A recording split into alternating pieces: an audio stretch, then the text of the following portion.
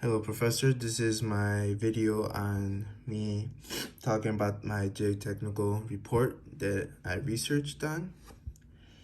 This was done in Eagle River, Alaska in 2018.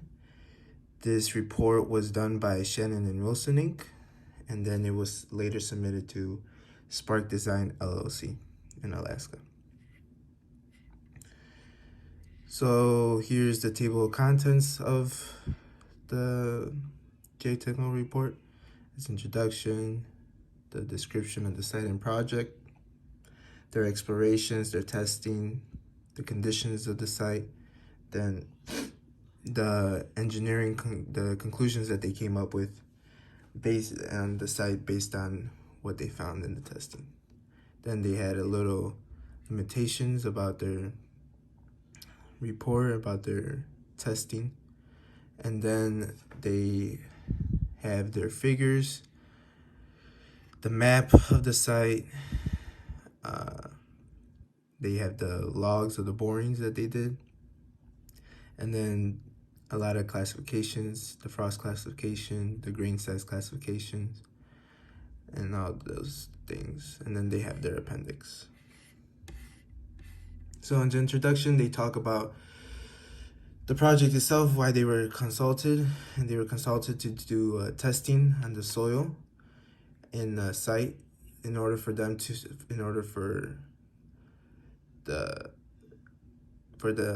people to build a new apartment building in that site, in that area.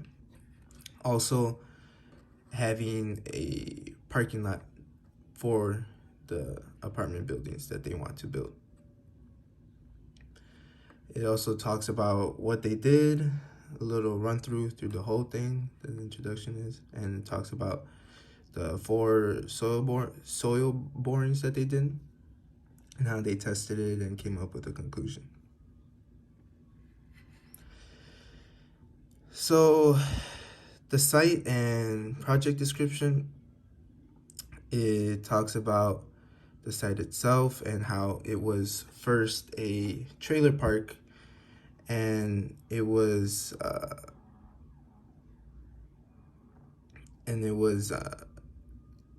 considered a contaminated site, so it had to be cleaned up. And it says that it was a cleanup. The cleanup was complete by the ADEC, but it continues to be monitored every time. And then it also talks about, it refers to the figures that I will talk about later on. Then we come up with the subsurface explorations, what they did when they excavated, they did the borings, and they did 2 on the northern part of the site, and then 2 on the 2 southern borings. So 1 and 4 were the northern, and then 2 and 3 were the southern ones. And they talk about how they chose the borings, and they did it by using a GPS device, and they were able to locate where they want to do the borings. And then they also talk about how the borings were done, what they were using right here.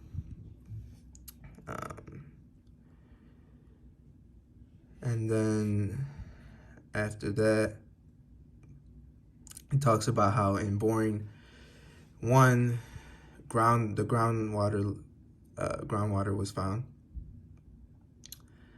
And then it talks about how they took all that information and they tested it in a lab. And when they did that,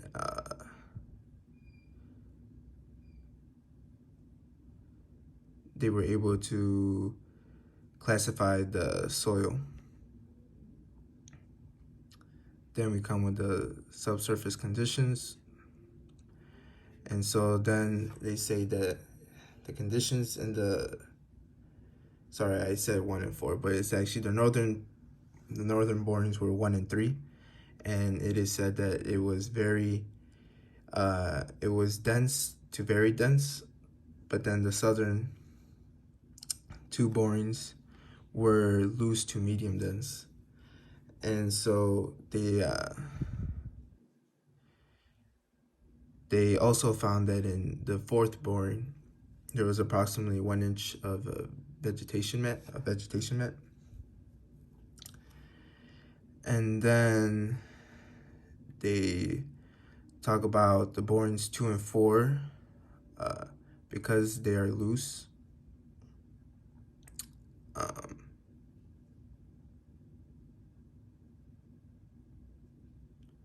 What they talk about how deep the water, the moisture content, which was between 7 and 44%. 2 and 28%. And then they talk about how groundwater was found in boring 1 at approximately 35 feet. So then the conclusions that they came up with is talked about next. And it said that the northern borings, the northern part of the site, was in good condition, but the southern site, and because of that, they came up with the conclusion that they should use a shallow foundation, and that is what they came up. So in order to do that, they had to prepare the site, and because the southern part was very loose, they would have to fill it or compact it, or use compact soil. And they said that there should be nothing to worry about in boring 1 because of how deep the groundwater is, and they wouldn't have to dig as deep as 35 feet. And then they talk about the building foundations. They're recommended a type 2A structural fill to replace all the soil, as I mentioned before. And then the floor slab support that they recommend, and they also recommend, they talk about again how they would, if they ever find loose soil in the southern part of the site, that they would have to fill it in order for the floor slabs to work perfectly. And then they also talk about, because they talk about the conditions of Alaska, and in Alaska there are earthquakes and it's very cold. And so first they talk right here about that, and how that has to be considered when constructing the building, and how they would have to add backfill and things like that. And they talk about the drainage of the site, and because and like I said before, the boring 1 did have groundwater, but it shouldn't affect their work because of how deep it was. But to be very careful during construction. Then they talk about the pavement that they would use, and they consider the temperatures of Alaska, which could be very, very cold. And so they talk about the frost classifications and what they should use, and talking about the structural section that supports the pavement, how it has to be well done, and how it has to be at least 24 inches and have structural fill also. And then they come up with their closures and limitations, and they talk about how this is the testing that they did. It should be very accurate on a representation of the whole site, but if there's any encounters of something, them finding something different than what was found by Shannon and Wilson, to contact them immediately. So right here we find the site, the vicinity map, like where it is in Alaska. Then the actual site itself, with the building being right here in the northern part, with the boring 1 and 3 right here in the northern part, and then they tested the parking area with boring 4 and 2 over here. And then right here is just a log key of everything that they used. The particle size definitions that we talked about in class. Then they talk about some symbols that they're going to use later on in the borings. And then the moisture contact terms, what they mean about that when they talk, when they use those words in the boring, the logs of the borings. And then here's the soil classification system that they use, the Unified Soil Classification System. It just talks about all that we talked about in class also.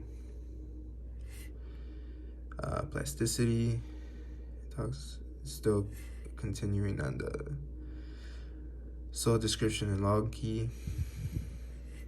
And then the frost classification that we were talking about, that they would have to use in order to use the pavement in the conditions of Alaska.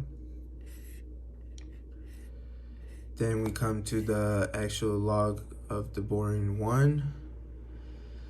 As you can see, we have the description of what was found in the boring. Towards the top, it was medium dense, and then all the way down to 18 feet, it started to get very dense. 28 got very dense. And then right here around 33, when we found that around there was groundwater, it shows that it's wet. And so that's how we know that there was a groundwater found. And it had, in this log, it has the material description, the depth, the symbol that we talked about in the keys up there, higher up here in the report. And then they show the samples that they took in that depth.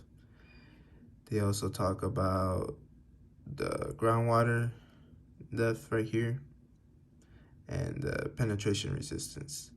The blows per foot, the water content is all right here based on the elevation. Then the same thing for boring 2.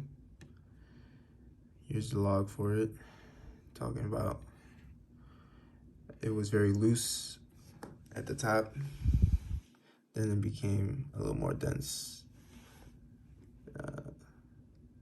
in the past 13 feet. And it also shows how there was organic soil in the top. And then we move on to boring number 3 and how dense boring number 3 was. And then we move to boring number 4 and how it had 1 inch of a grass mat at the top. And then how it was medium dense, and then but more loose than medium dense as they went down. And here we have the grain size classification of what they found. And then we come down here, it's more classification.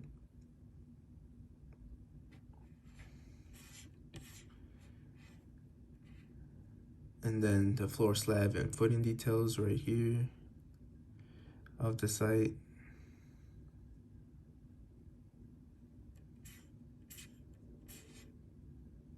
And the utility trench details right here. And then the gradation requirements right here. And then the appendix, and it has the telling them that why they did this, and that also letting them know that conditions could change. So this testing was done and should be accurate, but things could always happen and things could change. And that is what they are just letting them know, and how this is all based on their professional judgment, and they could either take it or leave it. And yeah, that is my geotechnical report from Wilson, from Shannon and Wilson in Eagle River, Alaska. Thank you, Professor.